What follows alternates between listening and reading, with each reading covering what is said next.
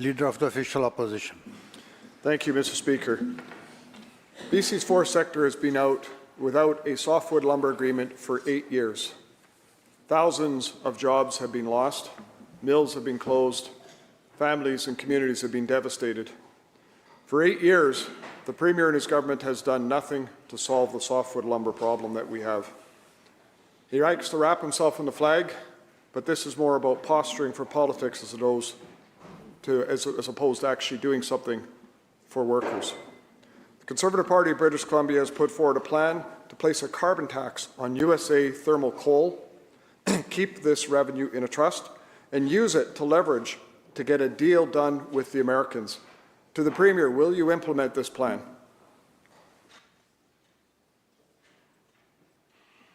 Mr. Premier. Thank you, Honourable Speaker. Our forestry industry is facing huge challenges. The recent proposal to increase tariffs on them, which they are seeing, is costing jobs and livelihoods. I'm glad to see the Leader of the Opposition standing up to say that he is seeking ways to retaliate against unfair tariffs, because frankly, I hadn't heard him say that. It's a significant departure. And it's important that in this House, that when the U.S. is attacking industries in Canada, that we all stand together to say, if you hit us, we'll hit you back. We're going to make sure that Americans feel what you're imposing on Canadians. We don't want this fight. We're going to stand up for it. Shh, the member knows there are big challenges with a federally regulated industry of railways and ports. But I am happy to work with the member to find ways to retaliate against unfair tariffs against Canadian industries that we can all support, because we got to stand up for BC businesses, including in the forestry sector. And honestly, Honourable Speaker, it is a relief to hear him talk about retaliation, because this House needs to be united in the face of this unprecedented threat from our neighbour to the south.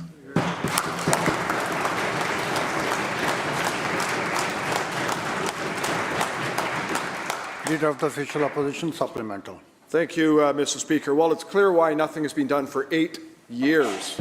There was no tariffs. There was no issues. There was duties that were put in place, and clearly this Premier did not understand the challenge of facing a forest sector and doing absolutely nothing. Now he wants to stand up to champion BC, and helpfully, I'm glad he wants to stand up and champion BC, but what about all the workers that lost their jobs? What about the forest sector that has not had a champion in this government for 8 years, and that has been devastating?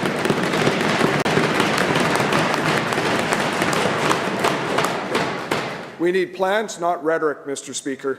Our Conservative Party has put forward plans to eliminate the job-killing carbon tax, not the consumer side, but also all of it, because it kills jobs and makes us uncompetitive. We put a plan forward to open our mines, to export our natural gas, to be able to support the jobs, to support a province, to make sure that British Columbia can remain strong. The Americans have postured about Canada becoming our 51st state. I can tell you, Mr. Premier, not on my watch. That will never happen here in British Columbia.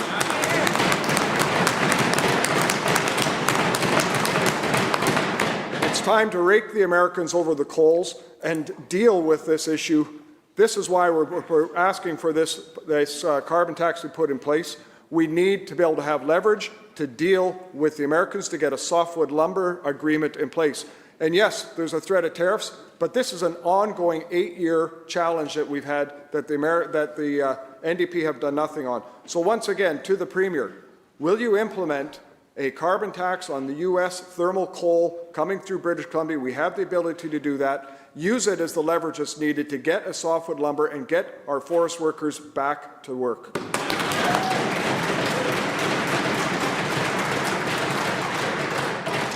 Members, all questions and comments must be directed through the chair. Premier. Well, thank you, Honourable Speaker. And I guess I'm just, I'm glad for the member changing his position on this, but it is a change in position. The member. Let me read. Let's listen to. Member said he's against retaliatory tariffs because he thinks it's unfair to American Republicans. He said, quote, It's dangerous and irresponsible for the Premier's NDP to specifically tariff only Republican states who may not be at fault simply because the current U.S. president is Republican, unquote.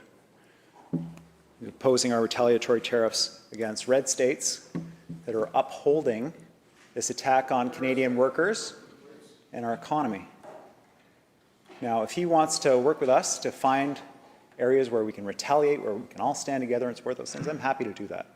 There are major challenges with his member knows there's major challenges with his proposal around federally regulated export industries, around placing provincial charges on that. If it were easy to do, absolutely, we would do it. We're looking for every possible way. We're looking for possible things to do, member. If there anything that is possible, we are exploring it. We'll take the member's idea and explore it. But, Honourable Speaker, there are major challenges to doing that. It's a federally regulated industry, railways. It's an export good that goes through a federally regulated port, and we can't place export taxes on products like that. And so we'll explore it. Again, to the member, we have been consistent, and we will be consistent. We will retaliate against the Americans for imposing unfair tariffs. Members, let's hear the answer. Members, let's hear the answer, please. We will retaliate against the Americans for unfair tariffs. If the members want to work with us on that, I welcome that change of heart, Honourable Speaker.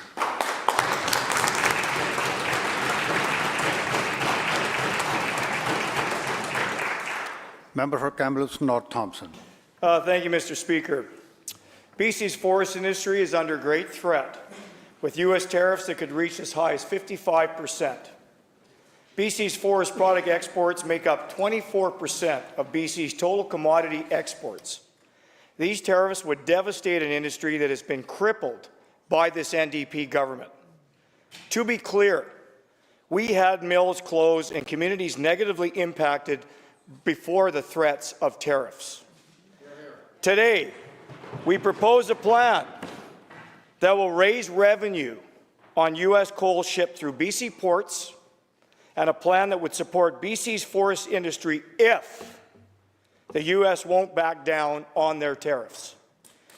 Mr. Speaker, through the chair, will the Forest Minister support our plan and work with us to support a complete Team Canada?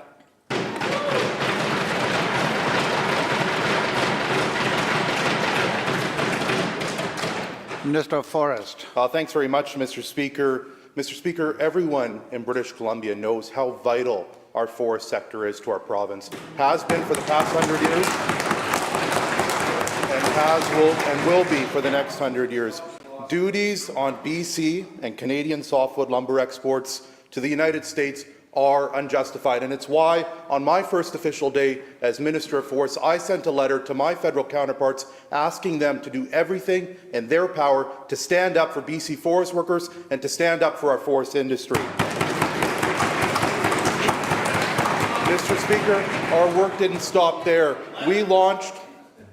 Mr. Speaker, our work didn't stop there. We launched the new Softwood Lumber Advisory Council because we're putting the full weight of BC and the ring on this fight. Now, to the members opposite, when we launched that Softwood Advisory Council, the member opposite who asked the question said, there's a bunch of union representatives. I don't know why they need 3 or 4 union representatives on a council such as this, and we've got some serious concerns and questions in regards to that. Why would the member be concerned about having workers on a Softwood Lumber Advisory Council? So I'd ask to the member, I sent him a letter. Did he meet with those union leaders?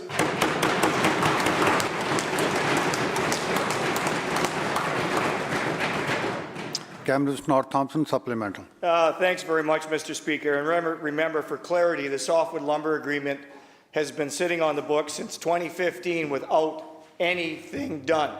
And this government has been here for 8 years, and they've done nothing on this file. So, Mr. Speaker, 65% of BC's softwood lumber is shipped to the U.S. That is lumber and forest products, which is the top exported commodity from BC to the U.S. The NDP's inaction in response to U.S. tariffs is threatening to shut down our entire forest industry. So, Mr. Speaker, through to the chair, If the Forest Minister is unable to support our proposal for taxing shipment of U.S. thermal coal and using those funds to support our BC industry, will he at least agree to bring it swiftly to his recently established BC Softwood Advisory Council to get their opinion on our proposal and commit to making it public?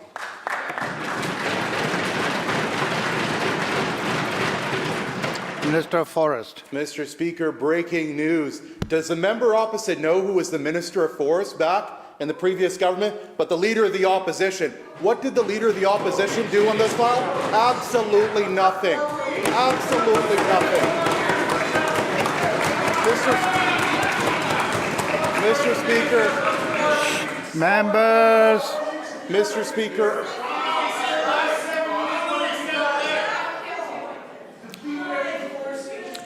Members, come to order.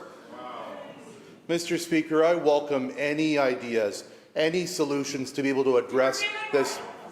I welcome any solutions to this long challenge that has been going on since prior to I was alive, Mr. Speaker, I might add.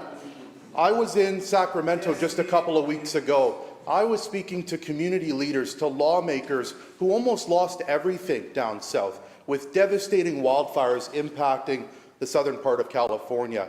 British Columbians know all too well the devastating impacts of wildfires. It's why we have a strong working relationship between BC Wildfire and CAL FIRE. And the meeting that I was able to secure down there was with the California Building Industry Association, where they jointly put out a statement. And Dan Dunnemoyer, who's the head of the the California Building Industry Association, said, and I would quote, tariffs could add $35,000 to $45,000 to a home built. We know how devastating softwood lumber duties and tariffs are to British Columbians, but Americans know how devastating they are to those people who are just trying to rebuild their homes.